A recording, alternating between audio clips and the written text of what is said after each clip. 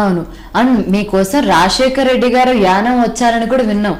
So మీకు అసలు అప్పుడు ఎలా అనిపించింది అంటే మీకోసం సో రాజశేఖర్ గారు రెడ్డి యానం వచ్చారు అంటే సో అసలు ఎలా అనిపించింది? అంటే కొన్ని వేల మంది సమక్షంలో సాధారణంగా ఒక మంత్రిగా ఉండి ఆ పార్టీలో కాంగ్రెస్ పార్టీలోకి వెళ్ళాలనుకున్నవాడు ఏ ఇండిపెండెంటో మీ పార్టీలో జాయిన్ అవుతానంటాడు.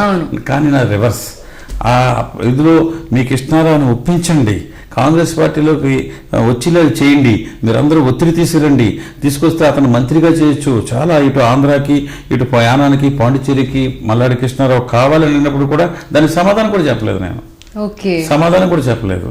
నాకు ఇండిపెండెంట్ ఉంటే నాకు స్వతంత్రమైన మనిషిని, నేను నా భావాలన్నీ కూడా ఇండివిజువల్గా నా ఊరికి ఏం కావాలి ఇది అన్నది ఇది.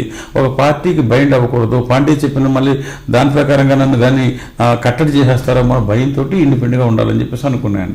తర్వాత ఇంకా వైఎస్ రాజశేఖర రెడ్డి గారు నాకు ఇచ్చిన ఒత్తిడి, వైఎస్ రాజశేఖర రెడ్డి నాకు బాగా ఇంకా మీ ఇద్దరు బాగా ప్రాణ స్నేహితులు అయిపోవడంతో అప్పుడు నేను లాస్ట్ ఇంకా ఎటువంటి ఇంకా వైఎస్ఆర్ గారి ఒత్తిడికి తట్టుకోలేక నేను కాంగ్రెస్ పార్టీలో జాయిన్ అయ్యాను.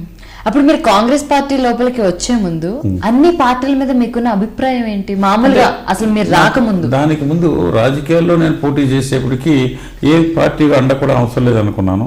కానీ ఇండిపెండెంట్గా ఉన్నప్పుడు అనేకమైన స్ట్రగుల్ అయ్యి నేను పనిచేస్తూ ఉండేవాడిని, స్ట్రగుల్ అయ్యి పనిచేస్తున్నాను. ఇప్పుడు కూడా నాకు ఈ పదవి నాకు ఎప్పుడు కూడా ముళ్ళ మీద కూర్చున్నట్టే ఉంది తప్ప ఏ రోజు నేను సాధించిన విజయాలు ఈజీగా రాలేదు.